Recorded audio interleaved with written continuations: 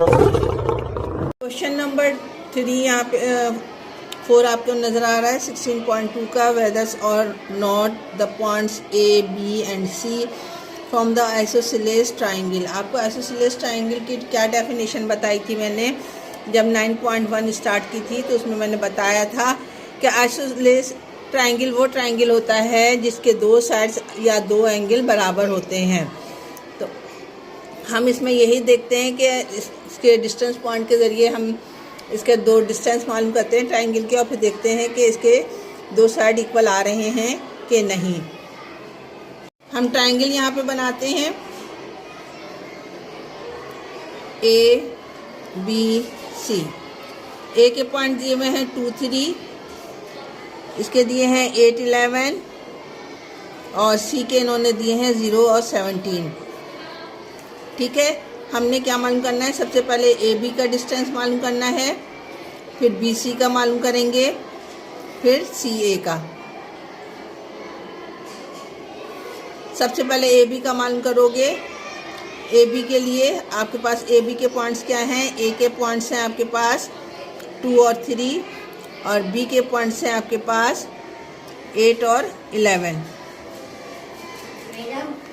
ये x1 है, ये y1 है, ये x2 है, ये y2 है। वैल्यूज़ मैं पुट कर देती हूँ। डिस्टेंस ए बी मालूम करना है मुझे। फॉर्मूला यूज़ करो, x2 माइनस x1 का square plus y2 minus y1 का स्क्वायर। x2 क्या है? 8 है, 2 है x1 का स्क्वायर प्लस y2 क्या है? 11 माइनस 3 का स्क्वायर। y1 है 3। इसको सॉल्व करो ए बी मालूम करने के लिए। ए बी इक्वल टू 8 में से 2 निकालोगे तो 6, प्लस और 11 में से 3 निकालोगे तो आपके पास बचेंगे 8।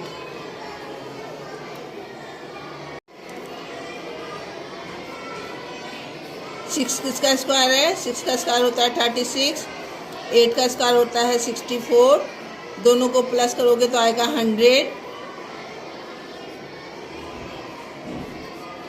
और 100 किसका का रूट क्या होता है? यानी 10 मल्टीप्लाई बाय 10 होता है। ये कपल बन के बाहर आ जाएगा, तो ए बी की कीमत तुम्हारे पास आ गई 10। ये याद रखना है, ए बी की कीमत हमने क्या निकाली है? 10।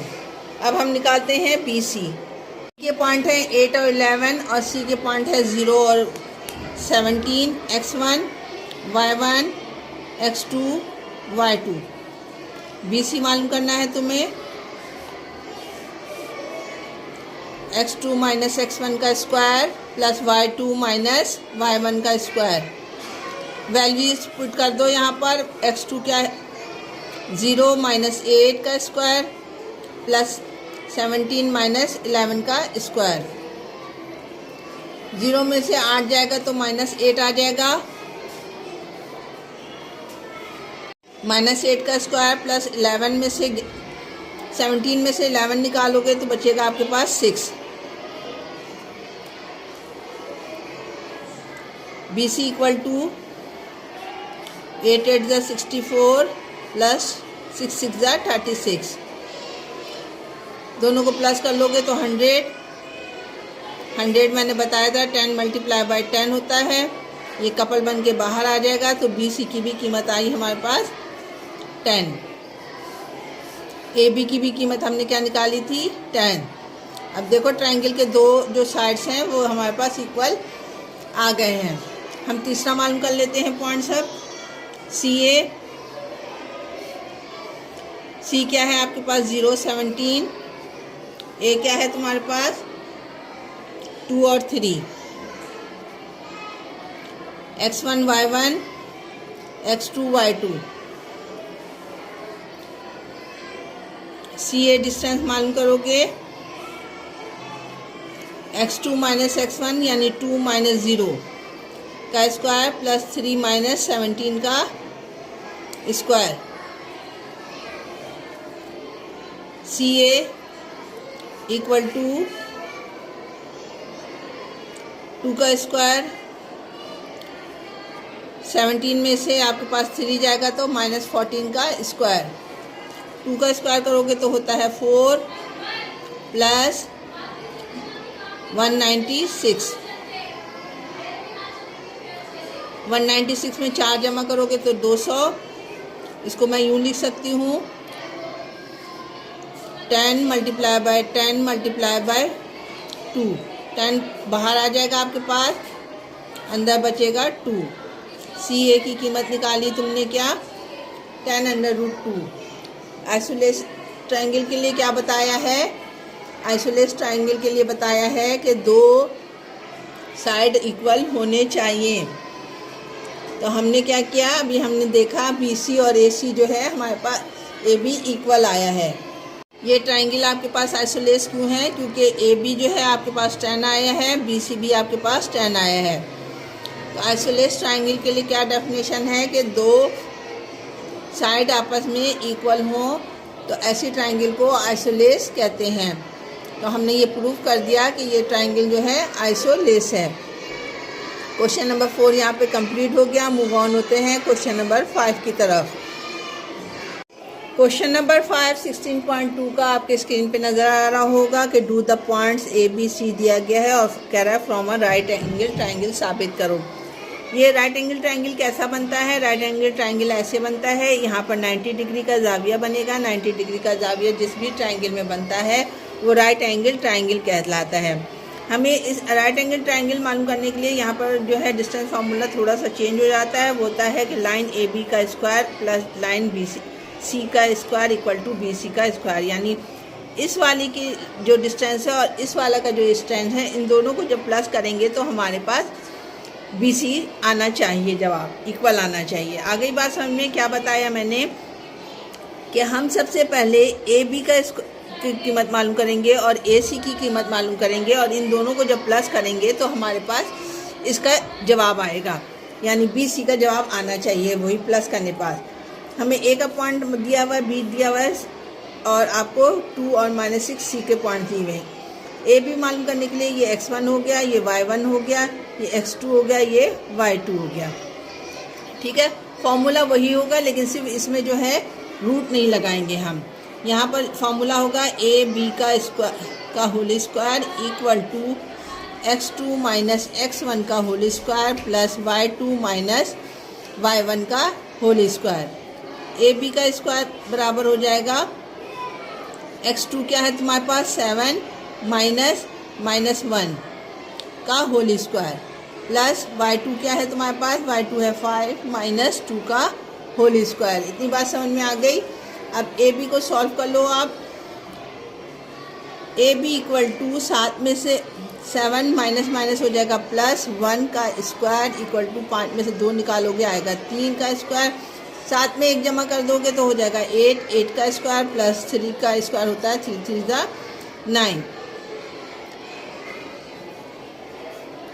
AB इक्वल टू हो जाएगा आपके पास 8 8 ज़ा 64 प्लस 9। 64 में 9 जमा कर दो 73।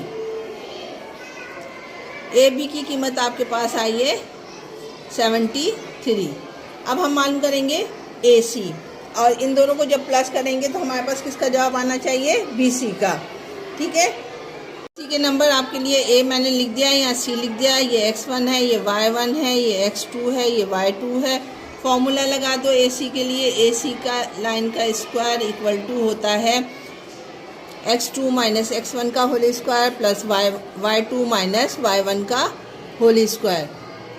वैल्यूज पुट कर देते हैं हम। x2 क्या है 2 है माइनस -1 का होल स्क्वायर प्लस y2 क्या है -6 है और प्लस -2 का स्क्वायर। दोनों को सॉल्व कर लो। 2 + 1 3 -8 का स्क्वायर, 2 में 1 जमा करो 3 का स्क्वायर प्लस 8 का स्क्वायर होगा 64। 3 का स्क्वायर ले लो आप। 3 का स्क्वायर का मतलब होता है 9 + 64। 9 में 64 जमा करोगे कितना आ जाएगा 73। यानी AC भी आपके पास आया है कितना 73। अब इन 73 को 73 में जमा करोगे तो आपके पास BC का जवाब आना चाहिए। मैं BC पहले मालूम कर लेती हूँ। के पॉइंट, B के पॉइंट लिख दिए, C के पॉइंट लिख दिए, ये x1, y1, ये x2, ये y2। BC बराबर हो जाएगा, नीचे लिख देती हूँ, जगह नहीं है ऊपर।